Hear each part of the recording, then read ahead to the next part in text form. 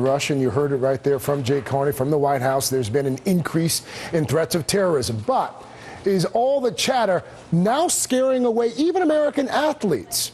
NBC's Richard Engel for us now in Sochi.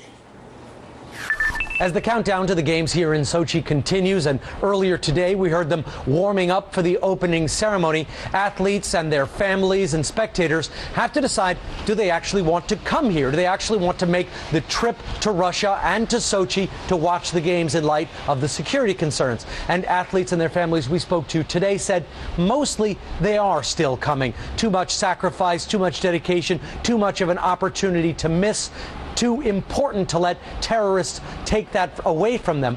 But they said they are keeping their wits about them. And they said they're probably not going to venture too far from the protected Olympic venues. The Olympic venues are spread out in two locations. One, the Ring of Steel, where we are now around the main stadiums, and the other about 30 miles from here up in the mountains. Both are protected by about 40,000 Russian security forces, drones, metal detectors.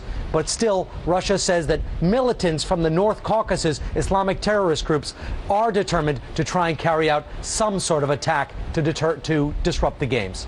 Richard Engel, NBC News, Sochi. All right, Richard, thank you. Congresswoman Sheila Jackson Lee is a Texas Democrat who sits on the House Homeland Security Committee. Jim Kavanaugh is an NBC News analyst, also a former ATF agent. Congresswoman, let me start with you.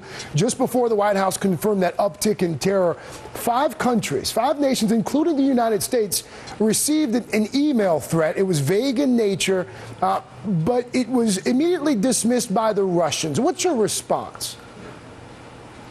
Well, Craig, first of all, it is probably not wise to dismiss any type of suggestion of terrorism because we live in a far different climate than we've lived in the last 2 decades. All of us remember Munich and remember the tragedy of Munich. But we also know that we have very brave young Olympians going to Russia to exhibit their great talents on behalf of the American people. Our responsibility then, from my perspective on Homeland Security, is to take every threat seriously.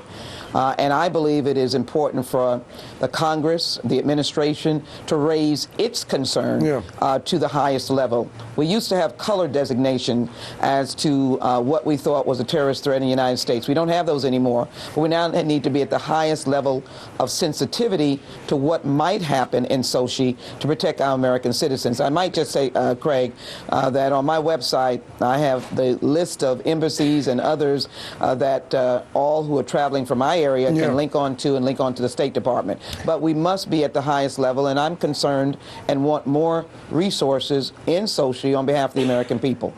More resources. Jim, let me come to you with that, because the Russians say that they have 60,000 security officers working these games. According to the Washington Post, that means that there are roughly 26 security personnel at these games for every 1 athlete. Given that ratio, are you at all surprised that there would be so many problems this early in the process before the games even start?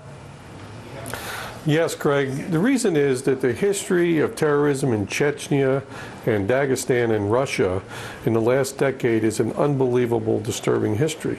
I mean, if we look at what they've done, the Beslan school siege, the Moscow theater, the killing of the Chechen president, where they planted an artillery shell in wet cement in a stadium 3 months prior to the assassination. These guys are diabolical killers. They're planners. They're ruthless and vicious. They think long term. And that's been their history. Yeah. Plus, they're making direct threats. I mean, Umarov has made a direct threat against the Olympics. He's made it a sacred issue. There's many splinter groups, but they all want to kill. They all want to disrupt the Olympics. And so it's very serious. This is the most serious threat on the modern Olympic Games. Jim, is there anything else that we can be doing right now, anything else that we should be doing right now that we're not? Well, you know, I always think you can do more, and you can always do more before. I think it's great the president called the President Putin. The militaries are talking. The Department of State Diplomatic Security Service has agents and FBI. But I always come from the school that there's something you're not doing enough of. I mean, the Navy in the Black Sea, I think, is a critical and very good move.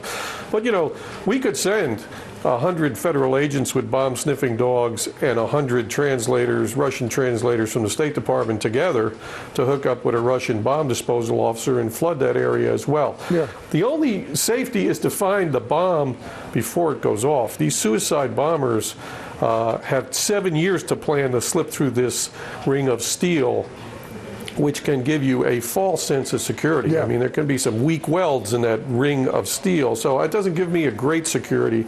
Persons who attend, they need to be alert, you know, be concerned. Yeah. That'll keep you alert and that'll keep you alive. Don't take any packages at all from anybody, and don't travel in large groups, and don't always advertise who you are with giant USA on your back and walking in packs of 30. You know, have some plain clothes. Congresswoman, there's this new poll about the situation in Sochi. I'm sure you're familiar with it. It says basically that half of the folks who are polled think that a terrorist attack in Sochi is at least somewhat likely.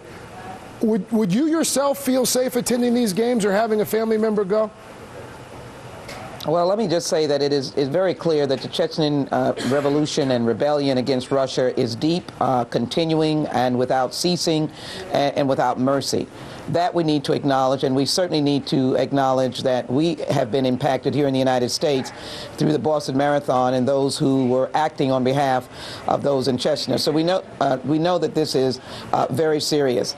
I would say this, that people have to make their individual decision. But I would ask, and I think it is very important, that the United States not be coy. It is important to note that we have relief and rescue very much in place for American citizens in mass numbers. That's key. Would you In addition, there has to be very strong intelligence sharing. Yes, I would go. You would go. Okay. But there has to be very strong intelligence sharing that has to occur. That is very much a part of being able to discern the possibility of a terrorist act. In addition, the offering of sharing some of that technology through our defense has to be carefully utilized. Russia is an ally, but we have to carefully utilize any of our new technology. Yeah. And I would agree. I want to ramp up the physical presence on the ground, from FBI to diplomatic security.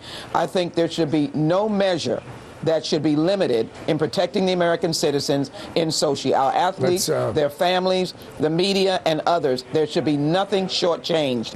And as a member of the Homeland Security Committee, I'm looking for briefings that will let us know how we have staffed and how we are prepared to protect those individuals. That is a good spot to leave it. Congresswoman Sheila Jackson Lee and Jim Kavanaugh, thank you so much to both of you. We will be right back. Hey guys. Sorry we're late. Did you run into traffic?